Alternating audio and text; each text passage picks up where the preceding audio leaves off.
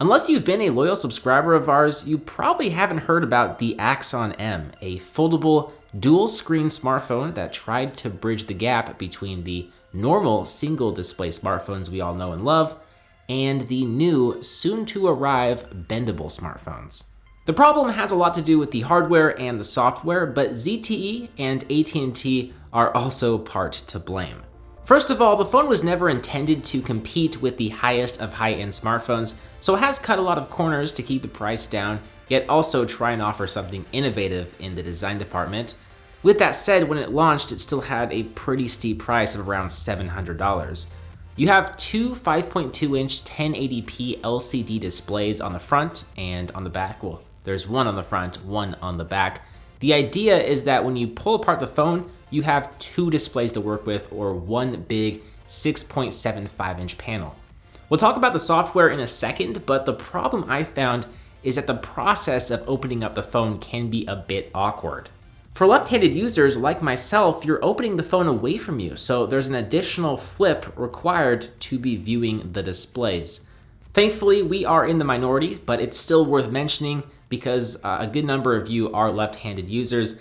I think for bendable or foldable phones like this to be universally accepted, manufacturers may need to make left and right-handed versions. Also, the design is very half-baked. It's extremely rigid with sharp edges and indents, and the mechanisms aren't covered up for aesthetics. I've read several reports claiming the screen breaks very easily, so I'd recommend some sort of screen protector. There's also some unusual clicking sounds when folding the phone together. It doesn't sound very good. Imagine a room where everybody had this phone and people were frequently flipping this phone open and close. It'd be a pretty noisy room.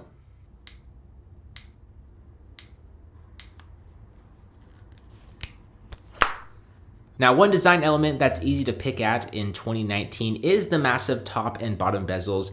Yes, they certainly could be slimmed down, but I actually don't mind them because they are functional, providing a place for your thumbs to grip this phablet. There are 4 different modes. Mode number 1 will mirror your screen. So if you open up YouTube, you'll see YouTube on both screens with the exact same content. Mode number 2 will stretch out content across both screens. The YouTube app will be stretched across one big 6.75-inch display. This mode is my favorite as it greatly increases screen size and just turns your phone into a tablet of sorts. The downside is that you have a bezel or a separation between the two displays. So video will look a little bit distorted in full screen mode. You'll learn to get used to it, but this is one area that will be greatly improved when bendable phones arrive, as there will be no separation between the displays. Mode number 3 will let you run 2 apps side by side for a fantastic multitasking experience. Now, this is probably the most useful mode as you can browse Twitter and Facebook at the same time. The last mode is just a single display mode, and it's not really worth talking about, besides the fact that you'd actually be surprised at how little you actually flip open and need the second display. Like if you're driving and need directions, you're probably not going to flip open the display. If you're out and about running an errand, you have one hand free, you're probably not going to flip out or try to flip out the second display.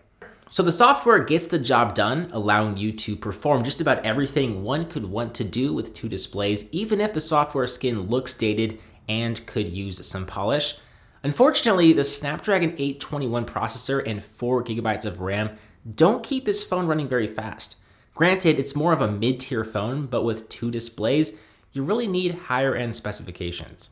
The Snapdragon 821 is a few years old now and is really starting to show its age. The software is still Android 7.1 Nougat, and it will be Nougat for the foreseeable future because ZTE has been shut down following the US ban of ZTE products, citing national security concerns.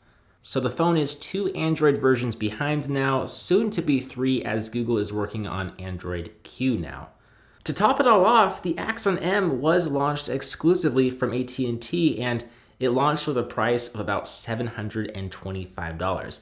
If you were one of the lucky few who picked one of these up back in late 2017 or maybe early 2018, you might still be talking about this phone, but most people aren't, and they really shouldn't be given its shortcomings.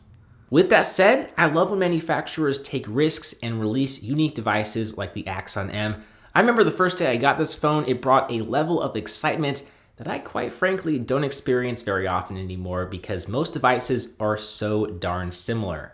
So props to you, ZTE. Let me know your thoughts of the Axon M in a comment down below. Thumbs up if you enjoyed this video. As always, I'm Bo HD from PhoneDoug.com. Thanks for watching. I hope you enjoyed this video, and I will see you right back here in the next one. See ya.